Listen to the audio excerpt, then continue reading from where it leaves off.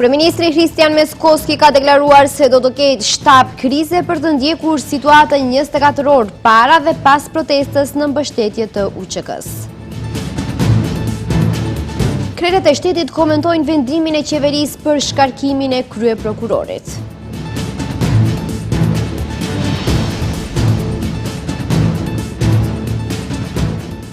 Padi penale kundër ish ministrit të brendshëm Oliver Spasovskit për keqpërdorim të detyrës zyrtare.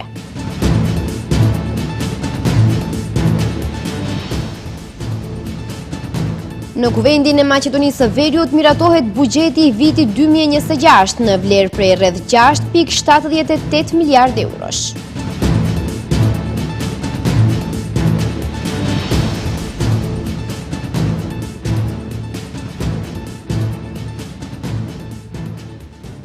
Përshëndetje të nderuar shikues dhe mirë se takohemi me lajmet orës 15:55 në televizionin Shenja. Institucionet e Maqedonisë së Veriut do të mobilizohen për evitimin e incidenteve dhe provokimeve gjatë protestës kundër gjykimit të liderëve të UÇK-s në Hag. Kryeministri Kristian Mickoski tha sot se do të ndërmarrin të gjitha masat e nevojshme të sigurisë e madje do të ketë edhe shtab të krizës për ndjekjen e situatës para dhe pas përfundimit të protestës. Mickoski ka komentuar edhe deklaratën e Izet Megjitit rreth kësaj proteste, për çka tha se vendimi i Megjitit për të mbështetur protestën është i gabuar. Kryeministri Kristian Mickoski duke komentuar sot deklaratën e kryetarit të Çairit Izet Megjiti në lidhje me protestën kundër gjykimit të liderëve të UÇK-s në Hag, tha se Megjiti mbështet këtë protestë për të mos humbur pikë politike. Sipas Mickoskit, vendimi i Megjitit është për shkak të presionit të organizatorëve, me mendimin se nëse nuk e përkrah do të humb pikë politike që sipas kryeministrit është vendim i gabuar. I pyetur nëse do të ketë arrestime të atyre që ndiqen nga Serbia dhe nëse ka ndonjë marrëveshje me Kosovën, Mickoski tha se nuk bëhet fjalë për marrëveshje politike ose jo politike dhe është i qartë qëllimi i BDI-s, e cila sipas tij në këtë mënyrë po tenton të mobilizojë votuesit e saj.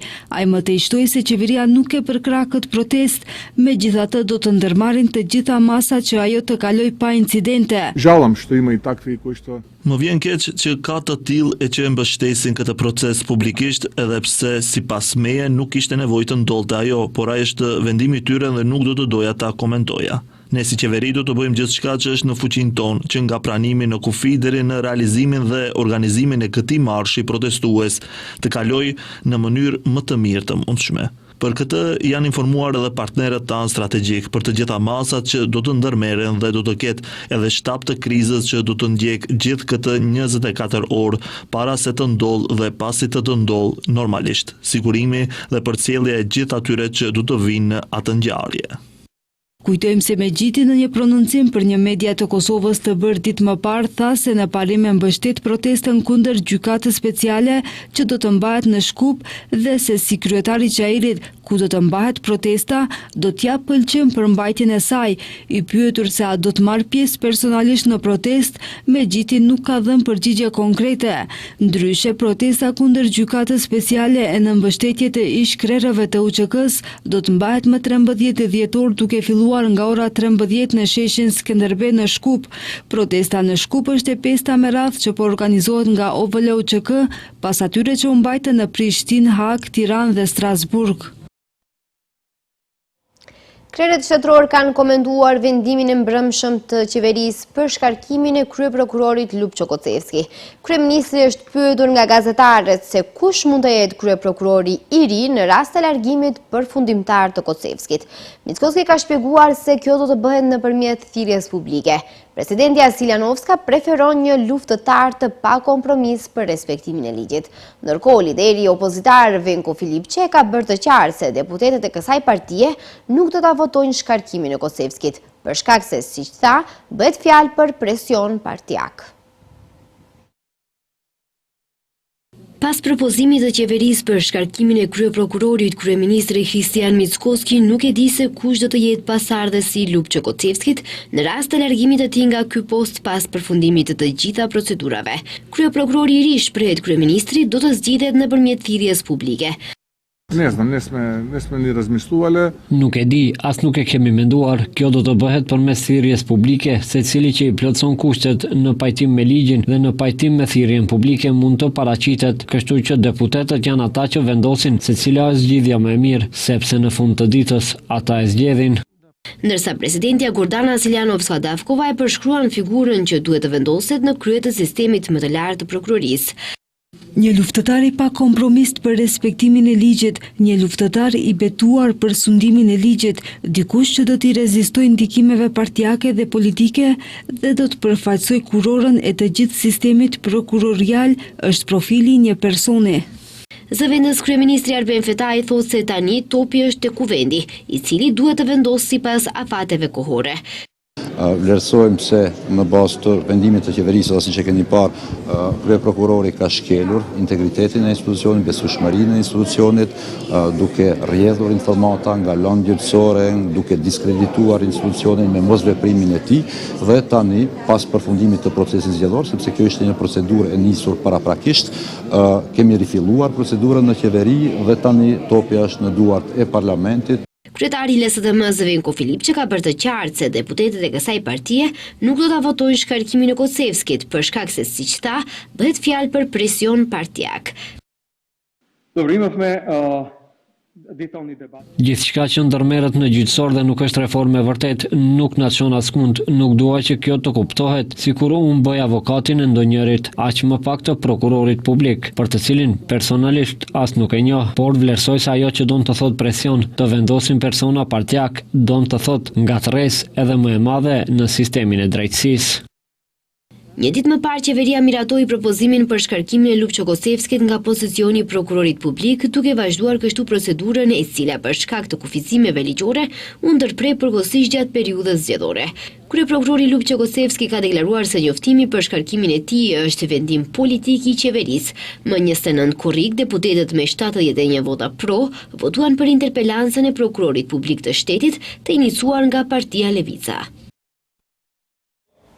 Ish-drejtuesit e Drejtorisë për Mbrojtje dhe Shpëtim kanë dëshmuar sot në seancën gjyqësore për rastin e djegjes së diskotekës në Koçan. Të akuzuarit deklaruan se akt akuza është një konstruksion politik i krijuar nga presioni i publikut. Drejtorët e akuzuar të Drejtorisë për Mbrojtje dhe Shpëtim në rastin Puls hedhin poshtë çfarë do lloj lidhshmërie me diskotekën në fjalë. Ish-drejtori i parë i Drejtorisë për Mbrojtje dhe Shpëtim Shaban Saliu vlerëson se akt akuza është një konstruksion politik nën presionin e publikut. Jam i akuzuar për qëllim të mundshëm se kam qenë i vetëdijshëm para mendojeni se prej vitesh të kem ditur atë që ndodhi me 16 mars. Këtë nuk mund ta dinte askush, as unë. Kërkoj që gjykimi të jetë ferr dhe të mos jetë nën presion të politikës dhe mediave. Avokati i tij Dimitar Dangov tha se Saliu nuk ka qenë pjesë e proceseve për licencim për mbikëqyrje inspektuese kontrolleve tatimore. Avokatja e ish-drejtorit për Mbrojtje dhe Shpëtim i akuzuar në këtë rast Adnan Xhaferovskit tha se akt akuza është ndërtuar gabimisht dhe se nuk ka fakte që e lidhin klientin e saj me ngjarjen tragjike. Suzana Joshevska Anastasovska shpreh se nuk mund të akuzohet dikush për një lëshim nëse nuk mund të vërtetoni se çfarë lëshimi ka bërë. I akuzuari Xhaferovski edhe një herë shpreh se nuk ndihet fajtor për këtë rast. Nuk duhet të lejojmë që një tragjedi, një e keqe të hakmerret me një tjetër dhe në të njëjtën kohë të mendojmë se drejtësia është vënë në vend. Si qenie njerëzore, ndërgjegjja ime është absolutisht e pastër. Më akuzojnë për mosveprim të qëllimshëm me një sistem jo funksional. Isha për një kohë të shkurtë në krye të një fragmenti të atij sistemi jo funksional, të cilin u përpoqa ta përmirësoja me njohuritë dhe aftësitë e mia. Mbrojtja e dy ish-drejtorëve të tjerë të akuzuar, Bekim Maksudit dhe Xhevat Selamit, gjithashtu e kundërshtuan akt akuzën, ndërsa dy të akuzuarit vetëm thanë se pajtohen me mbrojtjen avokatëve të tyre pa ndonjë koment shtesë. As mbrojtja e ish-ministrit të ekonomisë Kreshnik Bekteshit nuk pranon përgjegjësi për djegjen e diskotekës. Ai thotë se nuk kanë nënshkruar asnjë licencë për këtë diskotekë. Ministerstwото za ekonomię postoji Për çdo person që në natën 15-16 mars të këtij viti nuk ka qenë tek diskoteka në Koçan, që nuk kishte detyrim zyrtar ose obligime tjera të çfarëdo llojshme në atë diskotekë, nuk mund të përgjigjet për bashkëkryerje të veprës penale. Ajo që don të ju bind prokuroria është që atë që e ka bërë vet eventualisht Kreshnik Bekteshi është kontribut i veçantë për kryerjen e veprës, por ky kontribut i veçantë duhet të jetë konkret, i përshkruar dhe i theksuar. Ndërsa ish-ministri Bekteshi nuk dëshiroi të shtojë asgjë asaj që e kishte përgatitur mbrojtja e tij. Fjalët hyrëse të akuzuarve të tjerë do të vazhdojnë në seancën e nesërme. Departamenti për luftimin e krimit organizuar ka dorëzuar padi penale në prokurori kundër ish-ministrit të Brendshëm Oliver Spasovski për shkak të ekzistencës së dyshimit se ka keq përdorur pozitën dhe autoritetin zyrtar. Ai dyshohet se i ka mundësuar një person juridik inspektim teknik në komunën e Sarajit të përfitojë mbi 5 milion denar. Departamenti për luftimin e krimit të organizuar ka dorëzuar padi penale në prokurorinë publike të Shkupit kundër ish-ministrit të Brendshëm Oliver Spasovskit për shkak të ekzistencës së dyshimit të arsyeshëm për kryerjen e veprës penale, keqpërdorimi i pozitës dhe autoritetit zyrtar. Sipas nenit 353 paragrafi 4 në lidhje me paragrafin 1 të Kodit Penal, njofton Ministria e Punëve të Brendshme. Ai dyshohet se i ka mundësuar një personi juridik inspektim teknik në komunën e Sarajit të përfitojë 5.565.927 denar.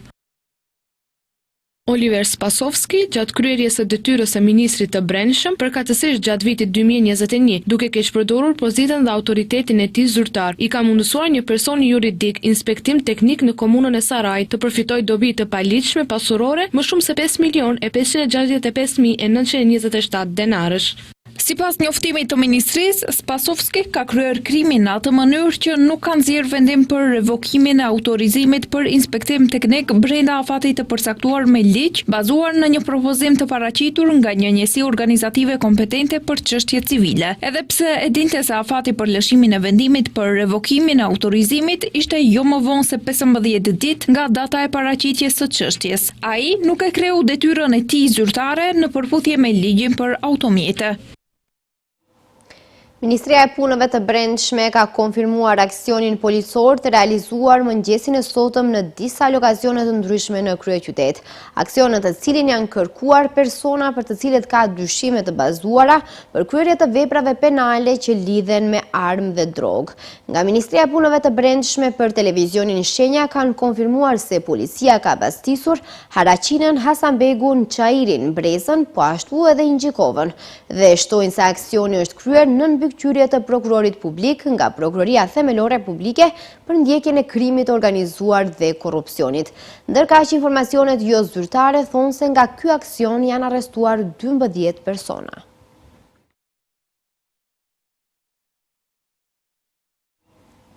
LSDM këmbgul se qeveria e ka bërë marrëveshjen me Britaninë e Madhe për migrantët. Kreu i partisë Venko Filipçe tha se do të dorëzojë një rezolut në kuvent me të cilën do të parandalohej sjellja e migrantëve. E më pas do të dalin në protesta. Ndërkaq kryeministri Kristian Mickoski këmbgul se nuk do të vinë migrantët. Madje ai është i gatshëm të tërhiqet nga politika nëse deri në pranverë gjej një migrant. Kundër migrantëve është shprehur edhe presidentja. Kreu i lidhjes social-demokrate Venko Filipçe vazhdon të insistoj për marrëveshje mes qeverisë së Maqedonisë dhe Britanisë së Madhe për migrantët. Ai tha se do të dorëzojë një rezolut në kuvent me të cilën do të parandalohej sjellja e migrantëve. Sipas Filipçes, LSDM-ja nuk gënjen, por VMRO-ja është ajo që gënjen. Ai theksoi se planifikojnë edhe një protestë të madhe mbarpopullore. Nga kuvendi do të kërkojmë që të miratohet një rezolut për të ndaluar këtë. Nëse rezoluta nuk pranohet, një nga mënyrat për të luftuar është të bëjmë thirrje për një protestë madhe popullore, të fortë dhe të bashkuar kundër sjelljes së migrantëve në Republikën e Maqedonisë së Veriut. Nga burimet tona në Britani tashmë e dim se qeveria ka dhënë konfirmim që kjo të ndodh. Do të përgatisim një rezolut për kuvendin dhe hapi i radhës do të jetë të dalim në protesta.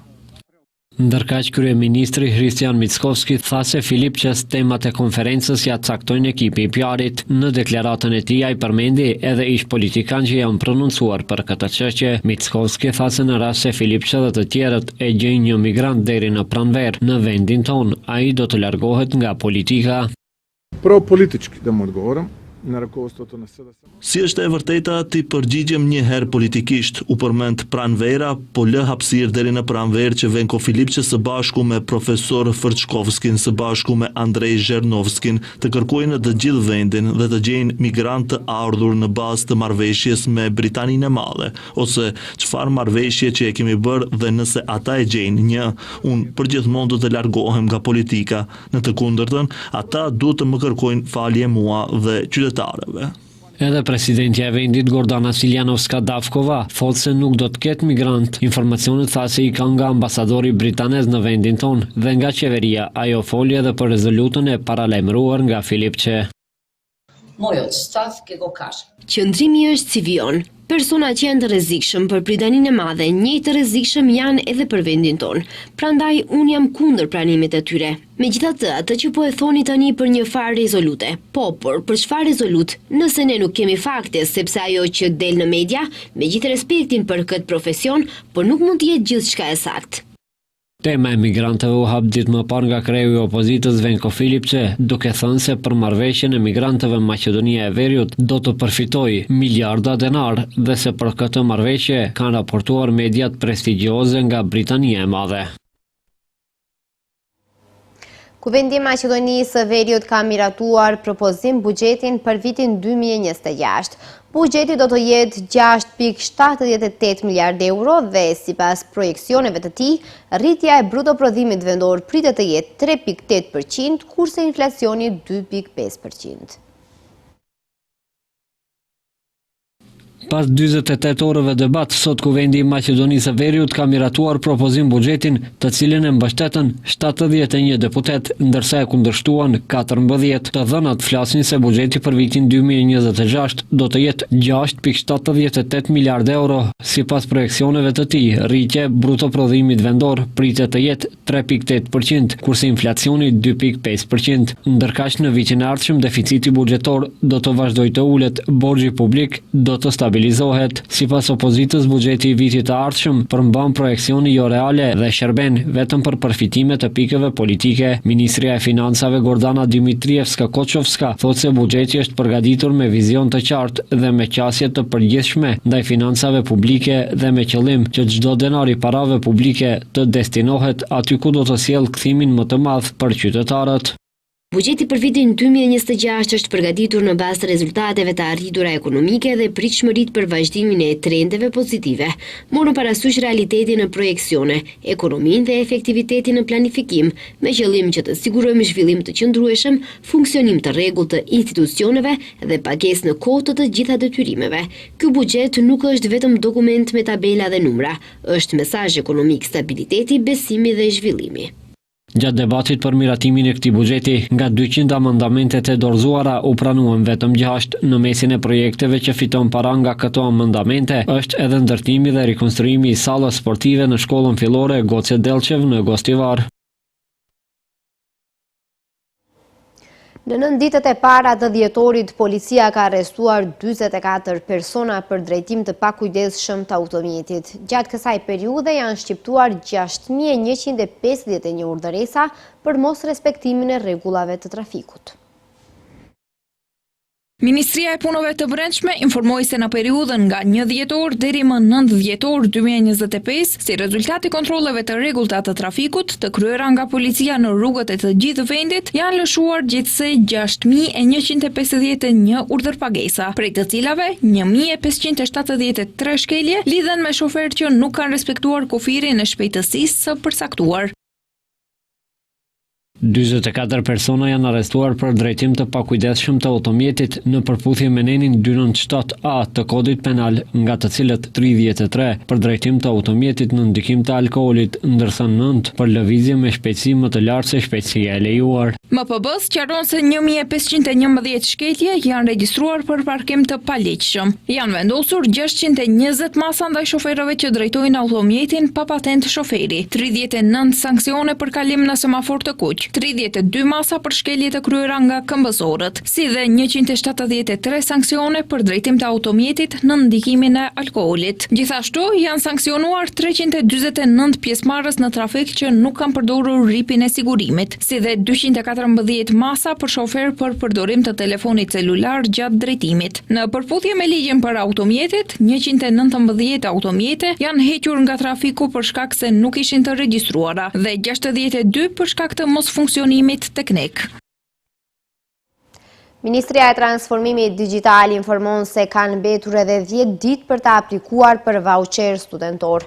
Deri më tani janë dhënë gjithsej 42.606 vaucher, nga të cilët 27.426 janë përdorur. Sipas projektit aktual të qeverisë, i cili po zbatohet në bashkëpunim midis Ministrisë së Transformimit Digital, Sekretariatit të Përgjithshëm të Qeverisë dhe Ministrisë së Arsimit dhe Shkencës, janë planifikuar gjithsej 55.000 vaucher për pajisje elektronike për studentët e ciklit të parë të studimeve të regjistruara në vitin akademik 2025-26. Nga Ministria kujtojnë se afati i fundit për aplikime nga studentët është 20 dhjetori dhe përdorimi i tyre do të jetë deri më 31 dhjetor. Kujtojmë se aplikimet për vaucher elektronik për studentët kanë filluar më 17 nëntor.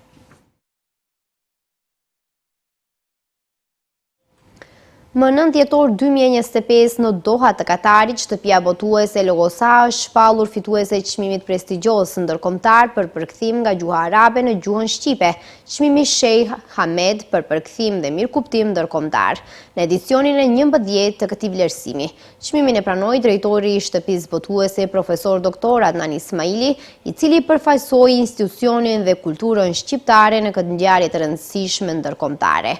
Ky sukses është dëshmi e punës së palodhshme të Logosa në fushën e përkthimit nga gjuha arabe në gjuhën shqipe dhe angazhimit të saj në ngritjen e cilësisë së botimeve në gjuhën shqipe, duke vendosur atë ndër shtëpitë botuese më të vlerësuara në arenën shqiptare, pasi në vitin 2022 po ashtu fitoi çmimin e parë në kuadër të javës ndërkombëtare të botimeve të Stambollit, organizuar në kujdesin e Ministrisë së Kulturës dhe Turizmit të Republikës së Turqisë dhe shoqatës turke të shtypit dhe botimit.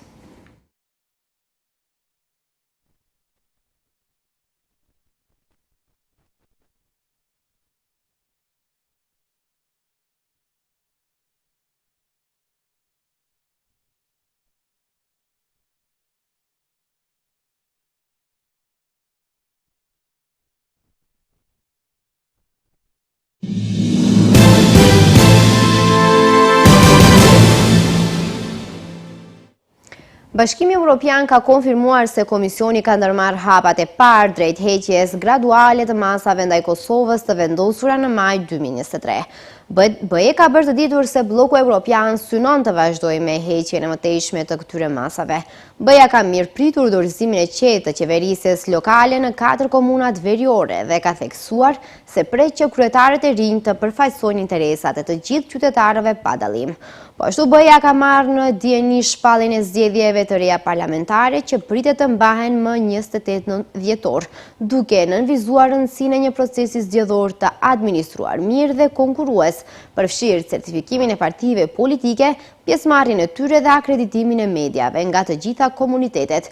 BE është e gatshme të punojë me autoritetet e Kosovës sapo ato të zgjidhen dhe të vazhdojnë mbështetjen për vendin në rrugën drejt integrimit evropian, thuhet në komunikat. BE shtoi se pret nga Kosova të rikthehet në rrugën e reformave të domosdoshme evropiane dhe të avansojë procesin e normalizimit të marrëdhënieve me Serbinë.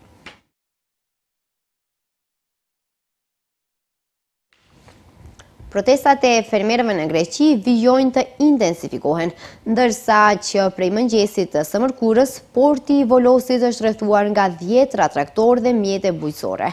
Së bashku me fermerët dhe blegtorët në port janë të pranishëm edhe peshkatarët, të cilët e kanë rrethuar portin nga toka dhe deti.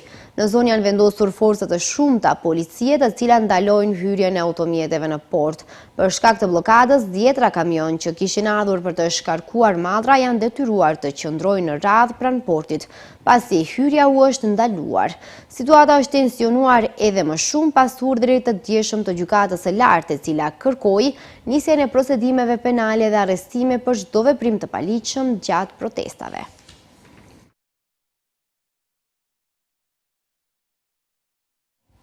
Ministri i Jashtëm rus Sergej Lavrov ka deklaruar se Donald Trump është lideri vetëm perëndimor që tregon mirëkuptim për pozicionin e Moskës ndaj konfliktit në Ukrainë. Deklarata u bë gjatë fjalës së tij sot në Këshillin e Federatës, raportojnë mediat ruse. Sipas agjencisë TASS, Lavrov akuzoi Mbretërinë e Bashkuar dhe Bashkimin Evropian për verbëri politike të pashpresë, duke i cilësuar si të vetmashtruar me idenë se mund të kapërcejnë Rusinë. Ai theksoi se Moska nuk ka ndërmend të hyjë në luftë me Europën, por se Rusia do të përgjigjet nëse trupat perëndimor vendosen në territorin Ukrainës.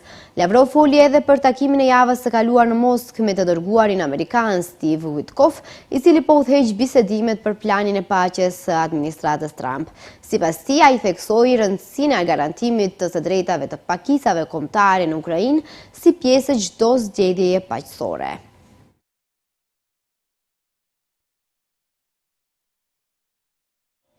Shefi të drejtave të njerëzit i OKB-s thasos se është jashtëzakonisht i shqetësuar se mizoritë e kryera në qytetin sudanez El Fasher, i cili ra nën kontrollin e forsave të mbështetjes së shpejtë në fund të tetorit, mund të përsëriten në rajonin Kordofan, raporton Anadolu. Nga Darfuri dhe Kordofanet deri në Khartoum, Omdurman e mëtej, asnjë civil sudanez nuk ka mbetur i paprekur nga dhuna mizore dhe pakuptimt, tha Volker Turk para gazetarëve në Gjenevë. Jam jashtëzakonisht i shqetësuar se mund të shohim në Kordofan një përsëritje të mizorive që janë kryer në El Fasher, tha ai. Të tre shtetet e Kordofanit verior, perëndimor dhe jugor kanë përjetuar javë të tëra luftimesh të ashpra midis ushtrisë së RSF-s, duke detyruar 10 mijëra njerëz të largohen. Nga 18 shtetet e Sudanit, RSF-ja kontrollon të 5 shtetet e rajonit të Darfurit në perëndim, përveç disa pjesëve veriore të Darfurit verior që mbeten nën kontrollin e ushtrisë. Ndërkohë ushtria mban shumicën e zonave në 13 shtetet tjera në jug, veri, lindje dhe pjesën qendrore, përfshirë kryeqytetin Khartoum.